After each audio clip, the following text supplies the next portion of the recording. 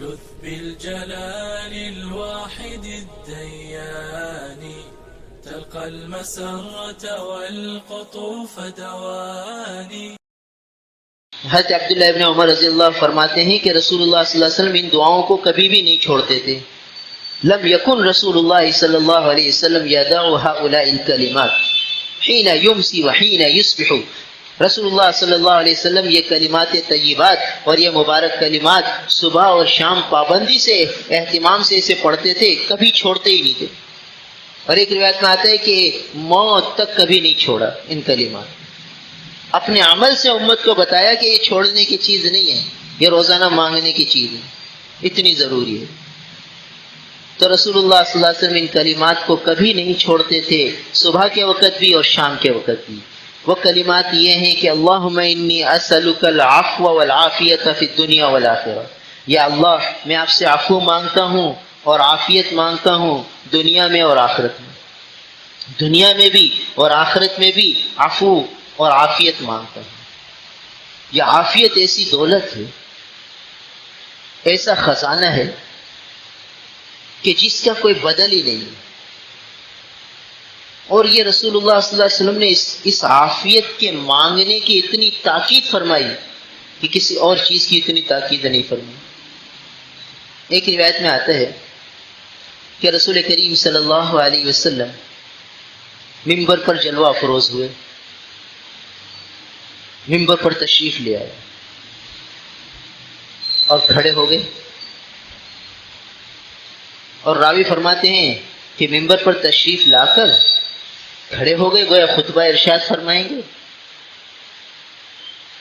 اور خطبہ ارشاد فرمانے سے پہلے فبکا، رو پڑے.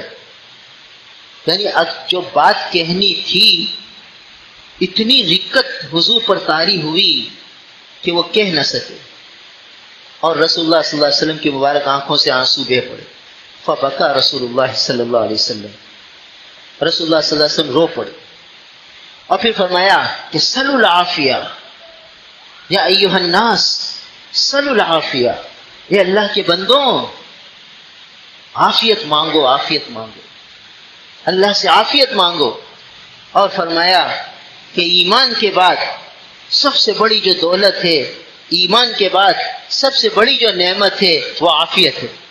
وہ اللہ سے مانگو، یہ مانگنے کی چیز ہے، مانگنے سے ملتی ہے. صلی اللہ العافیہ، اللہ سے عافیت مانگو. اے لوگوں، اے اللہ کے بندوں، اللہ سے عافیت مانگو. یعنی یہ بات ارشاد فرما نہ سکے پہلے لوگ رو پڑے، اتنی رقت حضور پر طاری ہوئی کہ میں اپنی امت کو کیسے بتاؤں کہ یہ کتنی ضروری چیز ہے. یعنی امت پر ایسی شفقت تھی حضور صلی اللہ علیہ وسلم کو کہ ایسی دولت، ایسی قیمتی چیز حضور چاہتے ہیں کہ میری امت یہ مانگے. اور ہم کتنے غافل ہیں کہ حضور اتنی تاکید فرمائے کہ عافیت اللہ سے مانگو، اور ہم کتنی دفعہ مانگتے ہیں. دن میں اس کا کتنا اہتمام کرتے ہیں، نمازوں کے بعد کتنا مانگتے ہیں عافیت، جو سوچنے کی بات ہے. اور ایک دعا حضور صلی اللہ علیہ وسلم نے ایسی مانگی، اللہم انی اعوذ بک من زوال نعمتک وتحول عافیتک وفجاءۃ نقمتک وجمیع سخطک. 4 چیزیں اس میں مانگی حضور اپنے رب سے. اللہم انی اعوذ بک من زوال نعمتک، اے اللہ جو آپ نے مجھ پر نعمتیں فرما رکھی ہیں اس کے زوال سے پناہ چاہتا ہوں، یہ نعمتیں کبھی زائل نہ ہوں. آنکھ کی نعمت کیسی دولت ہے بھائی، گویائی جو اتنی آسانی سے ہم بول رہے ہیں کیسی دولت ہے. یہ ہاتھ اتنی آسانی سے حرکت کر رہے ہیں کیسی دولت ہے، کیسی نعمت ہے. سن رہے ہیں کیسی نعمت ہے. یہ دل دھڑک رہا ہے، یہ جگر کام کر رہا ہے، یہ گردے کام کر رہے ہیں، سارا جسم کام میں لگا ہوا ہے، ساری مشینری صحیح چل رہی ہے، کیسی کیسی نعمتیں ہیں. تو حضور اللہ سے عرض فرما رہے ہیں اللہم انی اعوذ بک من زوال نعمتک، اے اللہ آپ کی نعمتوں کے زوال سے پناہ چاہتا ہوں. اب اللہ بچائے، اللہ بچائے، شوگر ہو گئی، اب کھاؤ میٹھا، اب کھاؤ آم، اب کھاؤ میٹھے پھل، نہیں کھا سکتے بھائی ڈاکٹر نے منع کیا. کتنی بڑی نعمت سے محرومی ہو گئی، کتنی بڑی نعمت زائل ہو گئی. ہو گیا بلڈ پریشر، اب کھا لو قورمے بریانی، کہتے نہیں بھائی یار احتیاط کرنی ہے، ڈاکٹر نے منع کیا ہے. فلاں چیز بڑھ جائے گی، فلاں چیز بڑھ جائے گی. یہ کیا ہو گیا؟ یہ نعمتوں کا زوال ہو گیا. یہ اوپر سے فیصلے ہو گئے کہ تم نہیں کھا سکتے، موجود ہوتے ہوئے نہیں کھا سکتے، سامنے ہوتے ہوئے نہیں کھا سکتے. اللہ حفاظت فرمائے. تو اب ہمارے پیارے آقا نبی کریم صلی اللہ علیہ وسلم یہ دعا تعلیم فرما رہے ہیں، اللہ سے یہ مانگتے رہنا، اللہم انی اعوذ بک من زوال نعمتک، اے اللہ آپ کی نعمت کے زوال سے پناہ چاہتا ہوں. جو آپ نے مجھے نعمتیں عطا فرما رکھی ہیں یہ کبھی بھی زائل نہ ہو، بس یہ نعمتیں بڑھتی ہی رہیں، اس میں زوال نہ ہو، اس میں کمی نہ ہو. اب یہ جو نعمتیں زائل ہوتی ہیں وہ کیوں ہوتی ہیں؟ جب آدمی گناہ کرتا ہے، اللہ تعالیٰ کو ناراض کرتا ہے، معصیت کی زندگی اختیار کرتا ہے، تو اللہ یہ نعمتیں لے لیتے ہیں. اب جب یہ پناہ چاہ رہا ہے کہ اللہ ان نعمتوں کے زوال سے پناہ چاہتا ہوں، تو اب جب اللہ تعالیٰ ان نعمتوں کو باقی رکھیں گے تو مطلب یہ ہوا کہ گناہوں سے بچائیں گے. وہی بات کہ شیطان کے جو حملے ہوں گے اس سے دفاع ہوگا، اس کا دفاعی نظام مضبوط فرما دیں گے. تو یہ کتنی پیاری دعا ہے جو اللہ سے مانگی جا رہی ہے کہ اللہم انی اعوذ بک من زوال نعمتی. اور اگلی دعا یہی عافیت کی آ گئی، وتحول عافیتی، اے اللہ آپ کی عافیت کے پھر جانے سے پناہ چاہتا ہوں کہ جو آپ نے مجھے عافیت کی دولت دے رکھی ہے، عافیت کی نعمت دے رکھی ہے، اے اللہ یہ پھر جائے، یہ ہٹ جائے، یہ ختم ہو جائے، اس سے پناہ چاہتا ہوں. یہ عافیت مجھ سے کبھی نہ چھینی ہے. ایک جگہ فرما رہے ہیں کہ صلی اللہ العافیہ، اللہ کے بندوں عافیت مانگو، اور دوسری جگہ اللہ سے فرما رہے ہیں اے اللہ عافیت مجھ سے کبھی نہ چھیننا. عافیت کی نعمت اے اللہ کبھی زائل نہ ہو، اس سے پناہ چاہتا ہوں کہ یہ نعمت مجھ سے زائل ہو جائے. کتنی اہم دولت ہے یہ عافیت. اللہم انی اعوذ بک من جمیس، اللہم انی اعوذ بک من زوال نعمتک وتحول عافیتک وفجاءت نقمتک. اے اللہ اچانک کوئی ایسی مصیبت پریشانی آ جائے کہ جس کی وجہ سے میرے دشمن مجھ پر ہنسنے لگے. کبھی ایسی بات ہو جاتی ہے کہ آدمی سے ایسا عمل صادر ہو جاتا ہے کہ اس کی بڑی بے عزتی ہو جاتی ہے، جگ ہنسائی ہو جاتی ہے، سارے دشمن اس پر ہنستے کہ دیکھو اس کی حرکتیں دیکھو. تو اللہ ایسی حالت آنے سے پناہ چاہتا ہوں کہ دنیا مجھ پر ہنسے. اچانک ایسے کوئی مجھ سے عمل صادر ہو جائے جس کی وجہ سے سارے معاشرے میں میری عزت ملیا میٹ ہو جائے. فجاءت نقمتی وجمیع سخطی، اللہ آپ کی ہر قسم کی ناراضگی سے پناہ چاہتا ہوں. اللہ کبھی مجھ سے ناراض نہ ہوئیے، ہمیشہ مجھ سے راضی رہیے. کتنی پیاری دعا، کیسی اللہ کے حبیب کے دل میں اللہ کی محبت کیسی جوش مار رہی ہے. اور حضور چاہتے ہیں کہ میری امت کے ہر امتی کے دل میں اللہ کی محبت جوش مارے، اور اس کے دل میں اللہ کے راضی کرنے کا داعیہ دل کی گہرائی میں اتر جائے. میرا ہر امتی اللہ کی رضا جوئی میں لگا رہے، میرا کوئی امتی اللہ کو ناراض نہ کرے. اللہم انی اعوذ بک من جمیع سخطک، اے اللہ آپ کی ہر قسم کی ناراضگی سے پناہ چاہتا ہوں. بتائیے کیا پیاری دعا تعلیم فرمائی. تو یہ وہ دعائیں ہیں جو ذخیرہ ہے، جو خزانہ ہے امام الانبیاء ہمیں دے گئے ہیں، ہمیں یاد کرنی ہے، ہمیں سیکھنی ہے، اپنی اولادوں کو سکھانی ہے، گھر کے ہر فرد کی زندگی کا وظیفہ حیات بنانی ہے. آج ہم مسلمان جو بکھر گئے، ہم مسلمانوں کی قوت پارا پارا ہو گئی، مسلمان ٹکڑے ٹکڑے ہو گئے، اس کی وجہ یہ ہے کہ ہم نے ان دعاؤں کو چھوڑ دیا. گھر میں یہ دعاؤں کا اہتمام ہی ختم ہو گیا، معاشرے سے یہ دعاؤں کا اہتمام ختم ہو گیا. جب یہ دعائیں ختم ہو گئیں، حضور کی یہ مبارک تعلیمات ختم ہو گئیں، تو پھر دیکھ لیجئے ہر طرف مسلمان پریشان. تو پھر ہمیں ان دعاؤں کی طرف آنا ہوگا. اگر ان دعاؤں کا اہتمام ہوگا پھر اللہ کی رحمتیں برسیں گی، پھر اجتماعیت پیدا ہوگی، مسلمانوں کے دل جڑ جائیں گے، مسلمان ایک ہو جائیں گے، پھر سارا اللہ کا غیبی نظام مسلمانوں کے ساتھ ہو جائے گا. پھر باطل کی ہر چال اللہ ناکام فرما دے. مگر ہم کچھ کریں تو صحیح، ہم اللہ کی ان رحمتوں کو حاصل کرنے کی تدابیر تو اختیار کریں. اب ہر طرف اندھیرا ہو اور ہر آدمی یہ کہے بھائی اندھیرا ہے کیا کریں، اندھیرا ہے. بھائی اندھیرا ہے تو آپ کے پاس ایک دیا سیلائی ہے تو وہ جلا دو، آپ کے پاس ٹارچ ہے تو وہ جلا لو، آپ کے پاس کوئی روشنی ہے تو اسے لے آؤ. صرف اندھیرا ہے کہ تذکرے سے اندھیرے دور نہیں ہوں گے.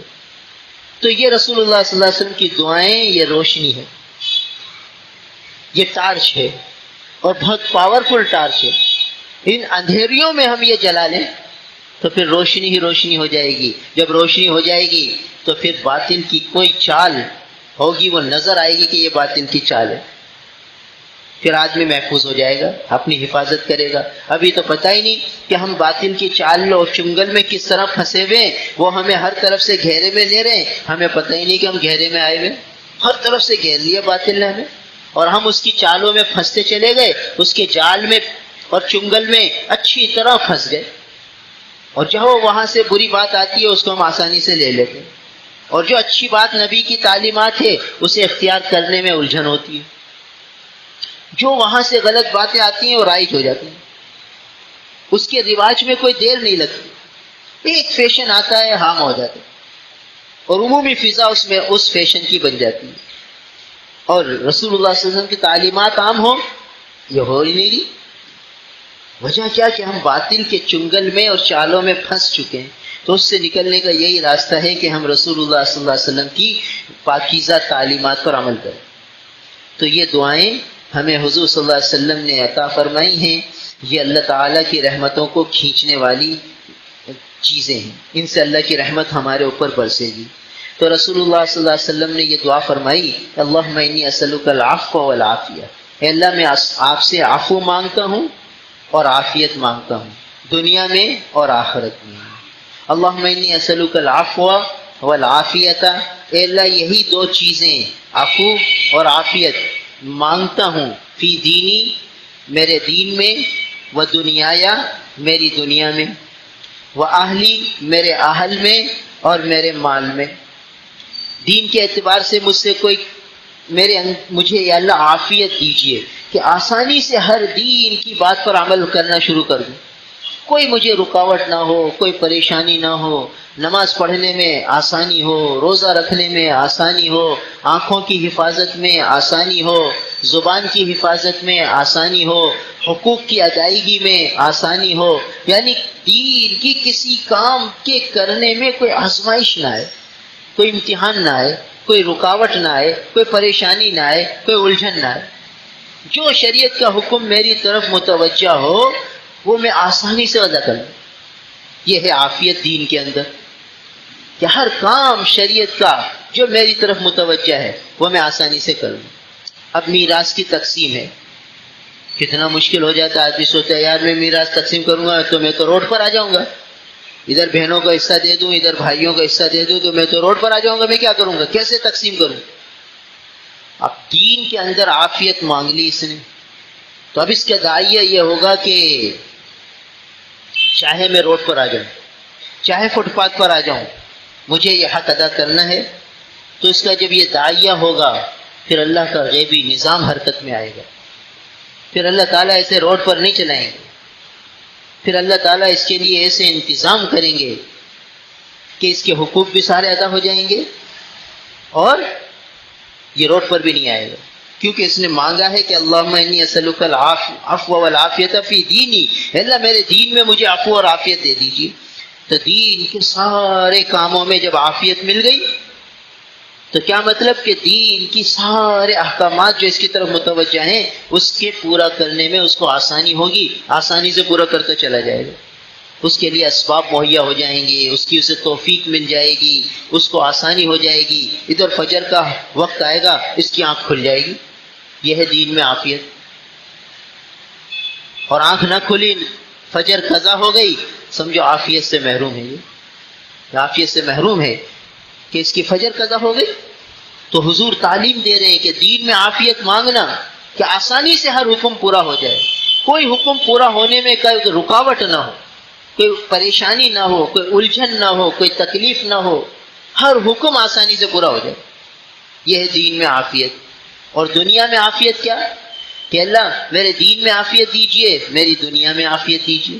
دنیا میں عافیت یہ کہ آسانی والی روزی ہو, سہولت والا مکان ہو, ہر چیز کے اعتبار سے مجھے سہولت ہو, دنیا کے حصول میں کوئی الجھنیں نہ ہوں, جتنا ہو اس پر میں راضی ہوں, مجھے قناعت کی دولت ملے, میرے لیے جتنا ہو بس اسی میں سہولت ہو جائے, کوئی پریشانی مجھے پیش نہ آئے. دنیا کے سارے میرے جو ذمہ داریاں ہیں وہ بس سہولت بآسانی پوری ہو جائیں. جتنا مجھے ملے اسی کے اندر ہو جائے، مجھے کوئی قرض نہ لینا پڑے، مجھے کسی کے سامنے ہاتھ نہ پھیلانے پڑے، میری ساری ضروریات اے اللہ آپ پوری ہو جائیں. یہ ہے عافیت، یہ دنیا میں عافیت کہ کسی کا محتاج نہیں ہے، کوئی قرضہ اس کے اوپر نہیں ہے، تھوڑی سی آمدنی ہے مگر اتنی ہے کہ پوری ہو جاتی ہے، اسے نہ کوئی پریشانی ہوتی ہے نہ کوئی الجھن ہوتی ہے، چٹنی روٹی کھا کے بھی خوش ہو جاتا ہے.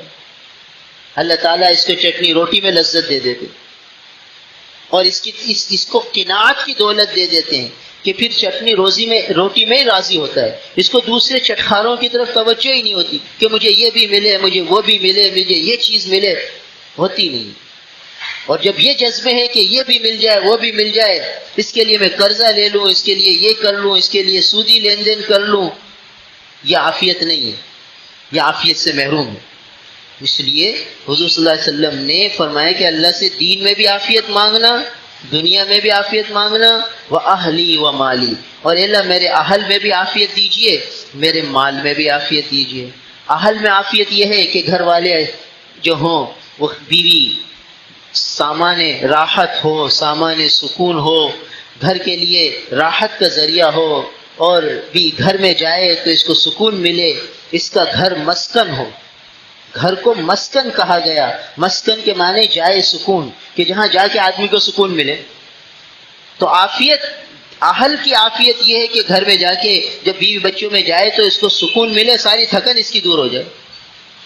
اور عافیت نہیں ہے تو گھر جاتے کے ساتھ ہی ایسے ٹینشن اور ایسی الجھنیں کہ کہتا ہے یار گھر میں تو چین ہے ہی نہیں، سکون ہے ہی نہیں، باہر نکلو تھوڑی ہوٹلوں میں بیٹھیں. ہوٹل میں سکون ملتا ہے، گھر میں سکون نہیں ملتا. جو جائے سکون ہے وہاں سکون نہیں ہے، اور جو جائے بے سکونی ہے وہاں سکون ملتا ہے. اس کو وہ جا کے چائے پیتا ہے، کہتا ہے مزہ آ رہا ہے، یہاں سکون مل رہا ہے. 2 گھنٹے لوگ بیچارے ہوٹلوں پہ بیٹھتے ہیں، یار تھوڑا دماغ فریش ہو جاتا ہے، ذہن فریش کر رہے ہیں. بھائی ذہن فریش تو بیوی بچوں میں ہونا چاہیے تھا تمہارا، وہ سکون کی جگہ تھی. تو عافیت وہاں سے نکل گئی. جب عافیت وہاں سے نکل گئی تو وہاں پھر گھر میں جاتا ہے تو جھگڑے، لڑائیاں، اختلاف، ایک دوسرے کے لیے بدگمانیاں، ایک دوسرے پر الزام تراشیاں، نہ معلوم کیا کچھ ہوتا ہے.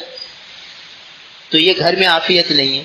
تو اہل میں عافیت مانگی کہ اللہ اہل میں بھی عافیت، کہ بچوں کو دیکھ کر دل سکون سے بھر جائے، بچوں کی اطاعت دیکھ کر دل سکون سے بھر جائے، بچوں کو اللہ کی اطاعت میں دیکھ کر دل سکون سے بھر جائے. اور بچے ہیں کہ نافرمانیوں میں لگے ہوئے، کوئی دکان پہ نہیں جا رہا، کوئی کیا کر رہا ہے، کس طرح تکلیف دے رہے ہیں، کس طرح اذیت پہنچا رہے ہیں، انہیں دیکھ دیکھ کر باپ کڑ رہا ہے، سمجھو یہ اہل میں عافیت نہیں. تو حضور صلی اللہ علیہ وسلم تعلیم دے رہے ہیں کہ اہل میں بھی عافیت مانگنی ہے. وہ مالی، اور اللہ میرے مال میں بھی عافیت دیجیے. مال میں بھی عافیت مانگی کہ مال میں عافیت کیا ہے، کہ مال خیر کے کاموں میں خرچ ہوتا ہے، اللہ تعالیٰ کی اطاعت اور فرما برداری میں خرچ ہوتا ہے. اور اگر یہ مال گناہوں میں خرچ ہو رہا ہے، نافرمانیوں میں خرچ ہو رہا ہے، تو سمجھو کہ مال میں عافیت نہیں. تو اللہ جو آپ نے مجھے مال دیا ہے اس میں بھی عافیت دیجیے. تو 4 چیزوں میں عافیت مانگی اور عفو بھی مانگا. اللہم انی اسألک العفو والعافیت فی دینی و دنیایا و اہلی و مالی. اس کے بعد ایک اہم دعا مانگی جا رہی ہے، اللہم استر عوراتی، اے اللہ میرے عیوب پر پردہ رکھ دیجئے، میرے معائب، میرے عیب اسے چھپا لیجئے. بھائی عیب ظاہر ہو جائیں تو دنیا تھوکتی ہے، پھر آدمی ساری دنیا میں اس کی کیسی بے عزتی ہو جاتی ہے، سر اٹھا کر چلنے کے قابل نہیں ہوتا اگر اس کے عیب ظاہر ہو جائیں. پتہ چل جائے چوری کرتا ہے، فلاں آدمی چوری کرتا ہے، اور بھائی فلاں آدمی چوری کرتا ہے، وہ پکڑا گیا، 20 سال سے ملازم تھا، بڑا اعتماد تھا اس پر، اب بتاؤ اس کی مارکیٹ میں کیا حیثیت. اس کے عیب پر اللہ نے پردہ رکھا تو چھپ رہا ہوتا، 20 سال سے چھپا ہوا تھا، اور اللہ نے پردہ ہٹایا تو بتائیے بھاگ جاتا ہے، مارکیٹ میں منہ دکھانے کے قابل نہیں رہتا. تو حضور فرما رہے ہیں یہ دعا مانگنا کہ اللہ میرے عیوب پر پردہ رکھنا. کیا مطلب؟ کہ مجھ سے کوئی ایسی خطرے کی چیز ہی صادر نہ ہو، کوئی ایسا عمل ہی صادر نہ ہو جو مجھے رسوائی کا ذریعہ بنا دے، جس کی سبب سے میں رسوا ہو جاؤں. ایسی باتوں سے، ایسے عمل سے اللہ مجھے بچا لیجیے. ایک مفہوم تو یہ ہے کہ اللہم استر عوراتی، میرے عیوب پر پردہ رکھ دیجیے. اور ایک مفہوم اس کا یہ ہے کہ اللہ میری جو پوشیدہ چیزیں ہیں اس کی پردہ داری فرمائیے. کیا مطلب کہ ایک مفہوم اس کا یہ نکلتا ہے کہ اللہ میرا جو ستر ہے نا وہ کسی کے سامنے نہ کھلے. یعنی ایسی بیماری، ایسی آزمائش نہ ہو کہ ڈاکٹروں کے سامنے میرا ستر کھلے. ایسی بیماریوں سے جو پردے کی جگہ والی ہوتی ہیں اے اللہ اس سے بچا لیجیے، میری ستاری فرمائیے. اللہم استر عوراتنا، پردے کی چیزوں کی اللہ پردہ داری فرمائیے، اسے پوشیدہ رکھیے. یہ ستر کسی کے سامنے نہ کھلے. ستر چھپانے کی چیز ہے، ستر کھولنے کی چیز نہیں ہے. اللہ معاف فرمائے آج فیشن بن گیا. حضور تو یہ دعا فرما رہے ہیں کہ اللہ ستر کسی کے سامنے نہ کھلے، یعنی ڈاکٹروں کے سامنے بھی نہ کھلے. ایسی کوئی بیماری مجھے نہ لگے جس کی وجہ سے میرا ستر ڈاکٹروں کے سامنے بھی کھلے. حضور تو یہ دعا فرما رہے ہیں. اور اللہ معاف فرمائے آج کا نوجوان وہ چڈے پہن لیتا ہے. گھٹنا، یہ جو گھٹنا ہے نا یہ ستر کا حصہ ہے. یہ گھٹنا لوگ کھولنا اور ران کھولنا لوگوں کے سامنے یہ گناہ کبیرہ ہے. اب بچائیے کتنے بچے بیچارے اس طرح اپنے گرمی کا دن آتے ہیں تو موٹر سائیکلوں پہ گھوم رہے ہوتے ہیں، ان کو پرواہ بھی نہیں ہوتی ہے مسلمان. تو یہ مسلمان بچے ہم نے بتایا نا باطل کی چالوں میں آ گئے. انہوں نے چڈے پہنے تو انہوں نے بھی چڈے پہن لیے. ہمارے نبی کی تعلیم یہ تھی کہ شلوار ٹخنے سے اوپر ہو یا آدھی پنڈلی ہو، افضل تو یہ آدھی پنڈلی پر. تو شلوار اور پینٹ تو پہنیں گے تو ٹخنے سے بھی نیچے کریں گے، اور جب چڈا پہننے پر آئیں گے تو ران بھی کھول دیں گے. یعنی باطل کی چال میں ہم مسلمان ایسے پھنسے اور ان کی چالوں میں ایسے آ گئے کہ جو وہ کرتے ہیں وہ اچھا لگتا ہے. اور جو ہمارے پیارے آقا نبی کریم صلی اللہ علیہ وسلم کی پاکیزہ، مقدس، مطہر، مبارک تعلیمات ہیں وہ اچھی نہیں لگتی. وہ اچھی نہیں لگتی. یعنی مزاج بدل گیا، زاویہ نگاہ بدل گیا، ذوق بدل گیا، طبیعت بدل گئی. کہ جن سے ہمیں محبت ہے ان کی ادائیں وہ ناپسند ہو گئی، اور جو ہمارے دشمن ہیں وہ جو ادا اختیار کرتے ہیں وہ ہم اختیار کر لیتے ہیں، ہمارے بچے اختیار کر لیتے ہیں، ہمارے نوجوان اختیار کر لیتے ہیں. تو حضور تو فرما رہے ہیں کہ یہ دعا مانگنا کہ اللہ میری ستر کی چیزیں پوشی، اس کی پردہ داری فرمائیے، یہ کبھی نہ کھلے. اور ہمارے اکابر کی وصیتیں بڑی عجیب تھیں. بعض اکابر کے وصیت نامے لکھے ہیں، اس میں انہوں نے کیا وصیت لکھی کہ دیکھو جب میری میت کو غسل دیا جائے، اب دیکھیے اکابر کا ستر کی حفاظت کا کتنا اہتمام کہ ہم مر بھی جائیں تو ہمارا ستر نہ کھلے. تو وصیت لکھ رہے ہیں. یہ اکابر کے وصایا ایک کتاب ہے، اس کے اندر بعض اکابر کی یہ وصیت لکھی ہے کہ جب میں مر جاؤں اور مجھے غسل دیا جائے، غسل میت میرا ہو، تو میری ستر پر دو آدمی اس طرح کپڑا اوپر کر کے رکھیں کہ جب ستر پہ پانی ڈالا جائے تو ہوتا یہ ہے کہ جو کپڑا ہوتا ہے جب پانی ڈالتے ہیں تو وہ ستر پہ چپک جاتا ہے، اور چپک جاتا ہے تو ران ظاہر ہوتی ہے، ران کھلی محسوس ہوتی ہے، نظر آتی ہے ران، اس کی ساری چیزیں، ران کی ہر چیز نظر آتی ہے. تو انہوں نے فرمایا کہ یہ ستر کا کھلنا گناہ ہے، دیکھنا بھی گناہ ہے، دکھانا بھی گناہ ہے. زندے کی سطر دیکھنا بھی گناہ ہے اور مردہ کی سطر کی دیکھنا بھی گناہ ہے. تو اب وہ مکلف نہیں رہے مرنے کے بعد، اب مکلف نہیں ہے، مگر وہ دوسروں کو تلقین فرما رہے ہیں کہ بھائی دیکھو جب تم ہمیں غسل میت دو نا تو ہمارے اتنا احتیاط کرنا کہ وہ جو کپڑا سطر پر ڈالو تو دو آدمی اس کو سطر پر ڈال نہ دیں، تھوڑا سا اوپر 1 انچ اوپر کر کے رکھیں تاکہ جب وہ پانی وہاں سے بہے تو کپڑا سطر پر چپکے نہ اور سطر نظر نہ. ہمارے اکابر تو اتنی احتیاط کریں، ہمارے اسلاف سطر چھپانے کا اتنا اہتمام کریں اور ہمارے بچے سطر کھول کے گھومیں، کیونکہ ہم نے اپنے بچوں کو ان اکابر کی، ان اسلاف کی باتیں سنائی نہیں. تو قصور تو ہمارا ہے کہ یہ پیاری باتیں جو تعلیم کی تھیں، جس کو ہمارے معاشرے میں رواج دینا تھا، اس کے تو ہم نے تذکرے ہی نہیں کیے کہ ہمارے اکابر سطر چھپانے کا اتنا اہتمام فرماتے تھے. اور ہمارے نبی ایسی دعائیں تعلیم فرما رہے ہیں کہ تمہارا سطر کہیں نہ کھلے. اللہ سے دعا کرنا اللہ ہمارے سطر کو چھپائے رکھنا. تو ہاں اللہ سے یہ دعا مانگنے کی تاکید فرمائی، اور حضور روز یہ دعا مانگ رہے ہیں، صبح بھی مانگ رہے ہیں، شام بھی مانگ رہے ہیں، اتنا اہتمام۔ اور ہمارے یہاں کچھ اہتمام ہی نہیں، اور عورت کے بال سطر ہیں۔ اب بتاؤ، ہماری خواتین کے بال کھلے ہوئے ہوتے، ان کی یہ سطر کھلی ہوئی، بال کھلے ہوئے، عورت کا جسم سطر ہے اور وہ سطر کھلا ہوا، ساری دنیا دیکھ رہی ہے مسلمان بچیوں کا سطر۔ ایک دور وہ تھا کہ مسلمان بچی کا کوئی بال نہیں دیکھ سکتا تھا، جسم تو دور کی بات ہے، چہرہ تو دور کی بات ہے، بال نہیں دیکھ سکتا تھا مسلمان بچی کا۔ اور آج ہم دیکھ لیجئے ہماری بچیاں کس طرح گھوم رہی ہیں مسلمان خواتین۔ تو یہ دعائیں جب ہم کریں گے تو کیا ہوگا؟ سطر کی حفاظت کا داعیہ اللہ دل میں ڈالیں گے۔ وہی بات کہ وہ جو شیطان کا میزائل آئے گا کہ تم سطر کھولو، گناہ کا داعیہ آئے گا، تو یہ دعا ہوگی، یہ اس دفاعی نظام میں ہوگی، وہ اس اٹیک کو دور کر دے گی، فوراً انہی کی طرف لوٹائے گی۔ دشمن کی طرف یہ وار جائے گا، ہماری طرف نہیں آئے گا۔ دشمن کی ساری اسکیمیں فیل ہوں گی، یہ ساری دشمن کے تدابیر انہی پر جائیں گی، کیونکہ یہ دعاؤں کا حصار ہوگا تو وہ ہم پر اٹیک نہیں کریں گے، ان کا اٹیک ہم پر اثر انداز نہیں ہوگا، بلکہ ہمارا دفاعی نظام اتنا مضبوط ہوگا کہ جب ان کا یہ حملہ ہوگا تو وہ ہمارا دفاعی نظام ان کو وہی ان کی طرف لوٹا دے گا۔ تو فرمایا کہ اللہم استر عوراتی، اے اللہ میری پوشیدہ چیزوں کی ستاری فرمائیے، سطر کی حفاظت فرمائیے، پوشیدہ چیزوں کی حفاظت فرمائیے، اور میرے عیوب کی پردہ پوشی فرمائیے۔ سارے مفہوم اس میں آ جاتے ہیں، عورات کے اندر آ جاتے ہیں کہ میرے معائب، میرے عیب، اے اللہ یہ پوشیدہ ہی رکھیے، یہ کسی پر ظاہر نہ ہو کہ اب یہ راز کی باتیں، کوئی راز کی باتیں ہوتی ہیں وہ ظاہر ہو جاتی ہیں تو خاندان کے خاندان اجڑ جاتے ہیں۔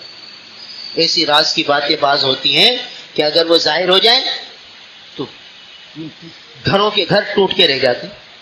تو یہ حضور نے دعا فرما دی کہ یہ مانگنا، اور حضور روز صبح بھی مانگ رہے ہیں یہ دعا، شام بھی مانگ رہے ہیں، اپنے عمل سے یہ دعا کر رہے ہیں، امت کو سکھا رہے ہیں کہ یہ اتنی ضروری دعا ہے کہ اللہ سے یہ عرض کرنا اللہم استر عوراتی، اے اللہ میرے عیوب کی پوشیدہ رکھنا، میرے عیوب کسی پر ظاہر نہ ہو، میرے عیب کی ستاری فرما دینا۔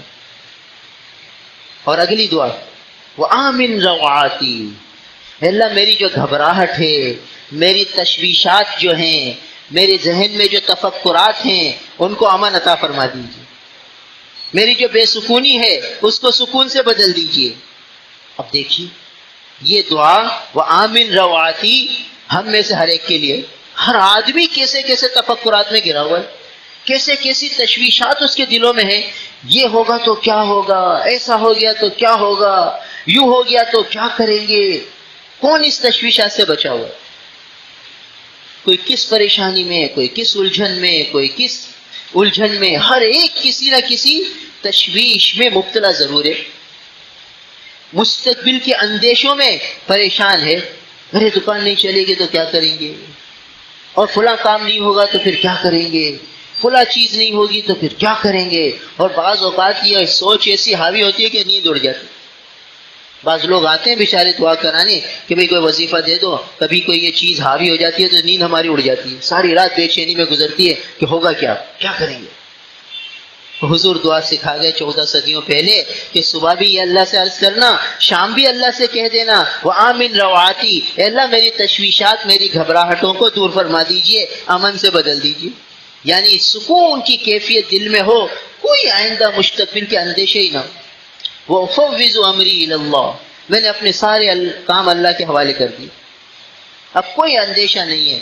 جب کوئی بات پیش آتی اللہ تعالیٰ امن اور سکون اور چین دل میں ڈال دیتے ہیں، پھر وہ پریشان نہیں ہوتا، مستقبل کے اندیشوں سے پھر اس کی نیند اڑتی نہیں ہے، گھبراہٹیں اس پر حاوی نہیں ہوتی، آتی ہے چلی جاتی۔ دل تو دل ہی ہے نا، دل کو عربی میں قلب کہتے ہیں، یہ الٹتا پلٹتا رہتا ہے، اس میں اندیشے آتے ہیں، اس میں خوف آتے ہیں، اس میں مستقبل کی بہت سی باتوں سے یہ گھبراتا ہے، مگر جسے اللہ امن دیتے وہ آ کے چلا جاتا ہے، رکتا نہیں ہے، اور جس کو عمل نہیں ملتا وہ دل میں بیٹھ جاتی ہے، اور بیٹھ جاتی ہے تو پھر نیند بھی اڑ جاتی ہے، پھر بھوک بھی مٹ جاتی ہے، اور پھر ٹینشن کی وجہ سے اللہ حفاظت فرمائے پھر شوگر بھی ہو جاتی ہے، اور پھر بلڈ پریشر بھی ہو جاتا ہے۔ ڈاکٹر کہتے ہیں بھئی یہ ٹینشن کی وجہ سے تمہیں شوگر ہو گئی۔ تو ٹینشن کیا تھا؟ یہی پریشانی تو تھی۔ حضور دعا سکھا گئے کہ صبح بھی اللہ سے مانگنا آمین رواتی، اور شام بھی مانگنا آمین رواتی، اے اللہ میری یہ گھبراہٹیں دور فرما دی۔ اب یہ گھبراہٹ دور ہو گئی تو شوگر بھی ختم ہو گئی، بلڈ پریشر بھی ختم ہو گیا، اور دوسری بیماریاں ختم ہو گئی۔ اب پھر نہ دوا لینے کی ضرورت ہے، نہ کچھ لینے کی ضرورت ہے، کہ یہ دعا ہی سب کے لیے کافی ہو گئی۔ کیسا پیارا وظیفہ حضور دے گئے، وہ آمین رواتی، اے اللہ گھبراہٹوں کو امن سے بدل دیجیے، تشویشات کو، بے چینیوں کو چین اور سکون سے بدل دیجیے۔ تو اتنی پیاری دعا حضور نے سکھائی ہے، گھر کے ہر فرد کو کرنی چاہیے۔ وہ آمین رواتی۔ اس کے بعد پھر فرمایا اللہم احفظنی من بین یدی، اے اللہ میری حفاظت فرمائیے میرے آگے سے، ومن خلفی میرے پیچھے سے، وعن یمینی میری دائیں طرف سے، وعن شمالی میری بائیں طرف سے، ومن فوقی میرے اوپر سے۔ 5 جہتوں کو بیان فرما دیے کہ ہر طرف سے میری حفاظت فرمائیے۔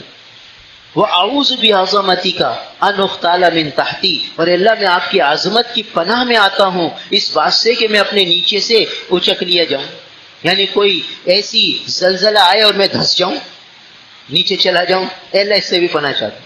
تو 6 کی 6 جہت اللہ کے سامنے عرض کرو کہ اللہ ہر جہت سے میری حفاظت فرمائیے۔ اب جب یہ اللہ کی حفاظت میں آ گیا، اب کوئی جادو اس پہ اثر کرے گا بھائی؟ کون جادو اثر کر سکتا ہے؟ کوئی جن اثر کر سکتا ہے؟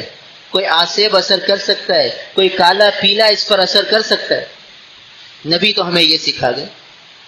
ساری دنیا عاملوں کے پاس جا رہی ہے، دیکھو رش لگا ہوا ہے، چاہے وہ معتبر ہوں چاہے غیر معتبر ہوں چاہے کیسے ہوں۔ حتیٰ کہ بہت سے لوگ تو یہ مسئلہ پوچھنے آتے ہیں کہ بھئی ہم کالا جادو کرا لیں علاج کی نیت سے۔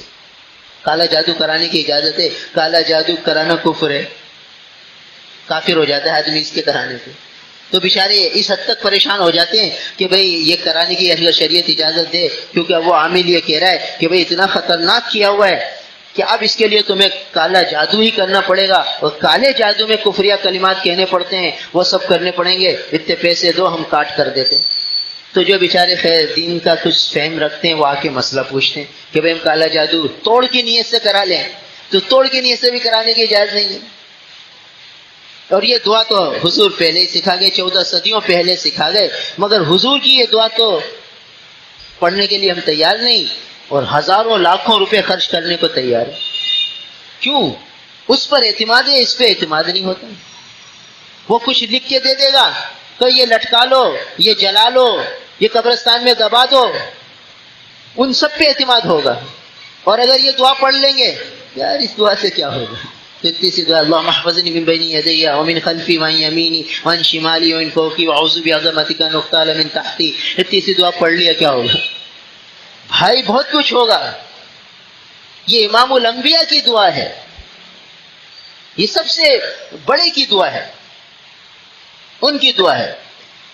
تو اس دعا کے اندر اب سب کچھ ہی آ گیا، ہر طرف سے حفاظت حضور نے مانگ لی، اور فرمایا کہ صبح بھی اللہ سے یہ حفاظت مانگنا، شام بھی مانگنا۔ اب جب حفاظت ہو گئی تو اب ایکسیڈنٹ ہو سکتا ہے، کوئی اور نقصان پہنچ سکتا ہے، وہ تقدیر کا ہوگا تو یہ دعا بھی بھلا دی جائے گی۔ ایک صحابی کا قصہ لکھتا ہے کہ وہ اپنے شاگردوں کو دعا سکھا رہے تھے کہ بسم اللہ الذی لا یضر مع اسمہ شیء فی الارض ولا فی السماء وهو السمیع العلیم، جو یہ پڑھ لے گا تو اسے کوئی چیز نقصان نہیں پہنچائے گی۔ اور ان کا ایک دھڑ اس پہ فالج تھا، اور یہ روایت حضرت عثمان غنی رضی اللہ عنہ کے بیٹے حضرت ابان فرما رہے تھے۔ تو شاگرد جو ہے نا استاد کو دیکھنے لگا ایک سوالیہ انداز سے کہ آپ یہ فرما رہے ہیں کہ نقصان نہیں کرتا، آپ کو تو نقصان ہوا پڑا ہے۔ تو وہ سمجھ گئے، تو شاگرد کے انداز نظر سے سمجھ گئے، بولا کچھ نہیں شاگرد، نظر ڈالی ایک استاد پہ کہ استاد تو یوں کہہ رہے ہیں کہ کوئی چیز نقصان پہنچاتی نہیں، اور ان کو تو نقصان پہنچا ہوا ہے۔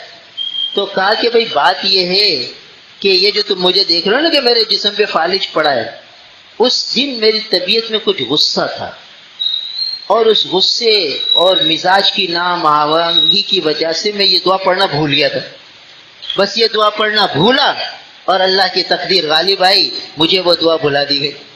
تو پھر یہ نظام اس طرح چلتا ہے کہ یہ نظام تو اپنا اثر دکھاتا ہے, مگر جب تقدیر حاوی ہوتی ہے تو اللہ تعالیٰ وہ اسباب ہی اختیار کرنا بھلا دیتے ہیں. بھول ہو جاتی ہے, پھر وہ نظام ہٹتا ہے, پھر یہ حفاظت ساری ختم ہو جاتی ہے. حضرت علی رضی اللہ تعالیٰ عنہ کے ساتھیوں نے عرض کی, حضرت دشمن بہت بڑھ گئے ہیں, ہمیں ہر وقت آپ پہ خوف رہتا ہے, تو آپ ہمیں اجازت دیں ہم آپ کی حفاظت کر لیں. تو فرض تم ہماری حفاظت زمینی دشمنوں سے کرو گے یا آسمانی بلاؤں سے کرو گے؟ تو فرمایا کہ ہم تو زمینی دشمنوں سے کر سکتے ہیں. کہا جب آسمان پر فیصلہ ہو جائے گا نقصان کا تو پھر تمہاری حفاظت کام نہیں دے گی, تو ضرورت کیا ہے؟ اور جب آسمان پر حفاظت کا فیصلہ ہوگا تو زمین والے کوئی نقصان نہیں پہنچا سکتے, مجھے تمہاری حفاظت کی ضرورت نہیں. کیوں؟ وہ یہ دعائیں پڑھنے والے لوگ تھے, وہ حضور سے یہ سیکھے ہوئے تھے, تو پھر انہیں ظاہری باڈی گارڈوں کی ضرورت ہی نہیں تھی, کہتے ہم نے یہ دعائیں پڑھ لی ہیں. تو یہ دعائیں چھ جہت میں حفاظت مانگ لی. اللهم احفظني من بين يدي ومن خلفي وعن يميني وعن شمالي ومن فوقي واعوذ بعظمتك ان اغتال من تحتي. چھ جہت میں حفاظت آ گئی. تو اگر ہر شخص, گھر کا ہر فرد یہ دعا پڑھے اور اس کا معمول بنائے اور موت تک کے لیے معمول بنائے تو دنیا کتنی آسانی سے گزر جائے گی, کیسی حفاظت ہو جائے گی, کیسی سہولت ہو جائے گی, ہر قسم کی الجھنوں سے, پریشانیوں سے, بیماریوں سے حفاظت ہو جائے گی. اور اگر تقدیر کی تکلیف آئے گی تو اسے بھی اللہ تعالیٰ آمن رواتی کی برکت سے امن سے بدل دیں گے, سکون سے بدل دیں گے, چین سے بدل دیں گے. تو یہ دعا رسول اللہ صلی اللہ علیہ وسلم ہمیشہ پڑھتے تھے, صبح بھی پڑھتے تھے, شام بھی پڑھتے تھے. اس لیے بھائی اس دعا کو ساری زندگی کا وظیفہ حیات بنانا چاہیے. یہ دعا ہم نے پرچے پر بھی لکھ دی ہے, تو ساتھی لے لیں اور اس پرچے کو کوٹیٹ کرا کر گھر میں رکھ لیں اور پابندی سے یہ دعا پڑھیں. گھر کے ہر فرد کو پڑھائیں, بچے کو پڑھائیں. اور ایک آخری حدیث ہے جس میں بہت پیاری دعا ہے, بہت اہم دعا ہے, یہ ترمذی شریف کی ہے. حضرت معقل ابن یسار رضی اللہ تعالیٰ سے روایت ہے کہ نبی پاک صلی اللہ علیہ وسلم فرمایا کہ جو شخص صبح کو یہ پڑھ لے, اعوذ باللہ السمیع العلیم من الشیطان الرجیم, 3 دفعہ پڑھے, اعوذ باللہ السمیع العلیم من الشیطان الرجیم, اعوذ باللہ السمیع العلیم من الشیطان الرجیم. اس کے بعد سورہ حشر کی آخری آیتیں, هو اللہ الذی لا الہ الا هو عالم الغیب والشہادہ هو الرحمن الرحیم, هو اللہ الذی لا الہ الا هو الملک القدوس السلام المؤمن المہیمن العزیز الجبار المتکبر سبحان اللہ عما یشرکون, هو اللہ الخالق البارئ المصور له الاسماء الحسنى يسبح له ما في السماوات والارض وهو العزيز الحكيم. یہ دعا ہے, یہ جو پڑھ لے تو کیا ملے گا؟ فرماتے ہیں کہ وَوَكَّلَ اللَّهُ بِهِ 70,000 مَلِكٍ يُصَلُّونَ عَلَيْهِ. ملک 70,000 فرشتے اللہ تعالیٰ مقرر فرما دیں گے. ایک فرشتہ نہیں, 10 فرشتے نہیں, 100 نہیں, 1000 نہیں, 10,000 نہیں, 70,000 فرشتے اللہ تعالیٰ مقرر فرما دیں گے. کیا کریں گے؟ یصلون علیہ, اس کے لیے رحمت کی دعائیں کریں گے, اس کے لیے رحمت کی دعائیں کریں گے. یعنی 70,000 فرشتے یہ دعا کر رہے ہوں گے, یا اللہ اس پر رحمت فرما, یا اللہ اس پر رحمت فرما, یا اللہ اس پر رحمت فرما. مسلسل یہ شام تک کرتے ہی رہیں گے 70,000 فرشتے. اب یہ تو اپنے کاروبار میں لگا ہوا ہے, یہ کوئی خاتون نے پڑھ لیا, وہ اپنے گھر کی جھاڑو لگا رہی ہے, اس کے لیے 70,000 فرشتے دعا میں لگے ہوئے ہیں. یہ اپنی ساس بہو سے لڑ رہی ہے, 70,000 فرشتے دعا میں لگے ہوئے ہیں. نند بھاوت سے لڑ رہی ہے, 70,000 فرشتے اس کے لیے دعاؤں میں لگے ہوئے. تو کیا ہوگا؟ وہ جھگڑا بڑھے گا ہی نہیں, آہستہ آہستہ وہ جھگڑے کی فضائی ختم ہو جائے گی, کیونکہ 70,000 فرشتے رحمت کی دعا کر رہے ہیں. اب فرض کرو کہ 70,000 فرشتے رحمت کی دعا کر رہے ہیں, ایک فرد یہ دعا پڑھے گا, تو اگر اس گھر میں 5 فرد ہیں, 5 افراد اس گھر میں, تو 7 پنجے 35, 3.5 لاکھ فرشتے اس گھر والوں کے لیے دعا کر رہے ہیں. اب بتاؤ, اور اگر 10 افراد ہیں اس گھر میں، چھوٹے بڑے ملا کر، اور سب نے یہ دعا پڑھ لی، سب کو ہم نے اہتمام سے یہ دعا پڑھا دی کہ بھئی یہ دعا پڑھ لو، تو 7 لاکھ فرشتے اس گھر والوں کے لیے دعا کر رہے ہیں، اے اللہ اس پر رحمت نازل فرما، اے اللہ ان پر رحمت نازل فرما، اے اللہ ان پر رحمت نازل فرما۔ اب 7 لاکھ فرشتے رحمت کی دعائیں کریں گے تو اس گھر میں جھگڑے بڑھیں گے، اس گھروں میں رنجشیں ہوں گی، اس گھروں میں دل پھٹیں گے۔ وہاں تو جب فرشتے رحمت کی دعائیں کر رہے ہیں شام تک لگے ہوئے، اور اللہ نے مقرر فرمایا کہ میرے اس بندے کے لیے دعا کرو تم۔ اور فرشتہ کون ہوتا ہے؟ فرشتہ یہ اللہ کی معصوم مخلوق ہوتا ہے، اور اس کی دعا کے معنی یہ ہے کہ یہ اللہ سے سفارش کر رہا ہے کہ اللہ، یعنی ہم گناہ گاروں کے لیے، معصیتوں میں ڈوبے ہوئے کے لیے، وہ شخص جو معصیتوں سے محفوظ ہے وہ کہہ رہا ہے اللہ اس گناہوں کے ڈوبے والے پر رحمت فرما۔ اور 70,000 مل کر کر رہے ہیں، اور 7 لاکھ مل کر کر رہے ہیں اس پورے گھر والوں کے لیے جس میں 10 افراد ہیں۔ تو اب اس گھر میں اتنی رحمتیں برسیں گی تو بتاؤ پریشانیاں آئیں گی کہاں سے، تنگیاں ہوں گی کہاں سے؟ تھوڑے میں اللہ پورا کر دیں گے، تھوڑا ہوگا نا اس میں، یہ جب رحمتیں کی دعائیں ہوں گی تو اللہ رحمت برسا دیں گے، تھوڑا ہی پورا ہو جائے گا۔ ہر ایک کے دل میں یہ ہوگا کہ میرا بھائی کھا لے، یہ کھا لے، اس کے دل میں اللہ یہ جذبے بیدار فرما دیں گے۔ صحابہ نے کے زمانے میں ہوا ہے نا ایسا، کوئی فرضی داستان تو نہیں ہے، کہ فرضی قصے تو نہیں ہے، حضور کی زندگی میں ہوا ہے، صحابہ کے زمانے میں ہوا ہے ایسا، جو آپس میں دشمن تھے وہ دوست بنے ہیں۔ تو یہ وہ دعا ہے کہ 70,000 فرشتے آدمی اپنے ساتھ دعاؤں میں لگا سکتا ہے، اور اگر 10 کے 10 افراد گھر کے پڑھ لیں گے تو بتاؤ 7 لاکھ فرشتے صبح سے شام تک، اور شام کو پڑھ لو تو ساری رات پڑھ دعائیں کرتے رہتے۔ یہ سوئے ہوئے ہیں، یہ شادی بیاہوں میں نافرمانیوں کی مجلسوں میں گئے ہوئے ہیں، اور ان کے لیے فرشتے دعا کر رہے۔ اب کیا ہوگا؟ اس دعا کی تاثیر یہ ہوگی کہ اس مجلس میں جاتے ہوئے انہیں بے چینی ہوگی، یار نہیں جاتے، اور ایسے اسباب مہیا ہو جائیں گے کہ وہ ان مجلسوں سے اللہ انہیں بچائیں گے، بچا لیں گے ان کو، ان کی حفاظت کے ایک تکوینی نظام چلیں گے، اللہ تعالیٰ انہیں گناہوں سے بچائیں گے، اللہ تعالیٰ انہیں تنگیوں سے بچائیں گے، اور ان کے قرض ادائیگی کی غیب سے شکنیں بنتی چلی جائیں گی، سارے کاموں میں آسانیاں ہوں گی، رکاوٹیں دور ہوتی چلی جائیں گی۔ کہ یہ دعا امام الانبیاء نے تعلیم فرمائی ہے، عام دعا نہیں ہے۔ تو بتاؤ اتنی بڑی دولت ہمارے ہاتھ میں ہے اور ہمیں پتہ بھی نہیں۔ تو فرمایا وکل اللہ بھی 70,000 ملک، اللہ تعالیٰ مقرر فرما دیں گے اس شخص کے لیے 70,000 فرشتے، یصلون علیہ، جو اس کے لیے دعائے رحمت کریں گے، حتی یمسیا، یہاں تک کہ شام ہو جائے۔ وَإِن مَاتَ فِي ذَلِكَ الْيَوْمِ مَاتَ شَهِيدًا، اور اگر اس دن مر گیا، دوسری فضیلت کہ اگر مر گیا تو اللہ تعالیٰ شہادت کا مقام دے دیں گے۔ شہادت کا مقام پتہ ہے کیا ہے؟ 4 مقامات رکھے ہیں اللہ تعالیٰ نے۔ ایک انبیاء کا مقام ہے جس پر تو اب کوئی پہنچ ہی نہیں سکتا، وہ مقرر ہے۔ پھر صدیقین کا مقام ہے، پھر شہداء کا مقام ہے، پھر اس کے بعد چوتھے نمبر پر اولیاء کا مقام ہے۔ تو اولیاء سے بھی اونچا درجہ ہے شہید کا، تو اللہ تعالیٰ اس کو اولیاء سے اونچا مقام دے دیں گے۔ بتاؤ، جو یہ دعائوں کا اہتمام، اولیاء سے اونچا مقام ملنے کا مطلب کیا ہے؟ کہ اس دعا کی برکت سے اسے اولیاء والے کام کرنے کی توفیق دے دیں گے، اسے سنتوں کا اہتمام نصیب فرما دیں گے، اسے گناہوں سے محفوظ فرما دیں گے، گناہوں سے میلان اس کا ہٹ جائے گا، نیکیوں کی طرف اس کا میلان ہوتا چلا جائے گا۔ یہ مفہوم ہے اس کا۔ تو اس طرح اس کو شہداء کا مقام اللہ تعالیٰ آخرت میں دے دیں گے، ایسی بڑی دولت اللہ دے رہے۔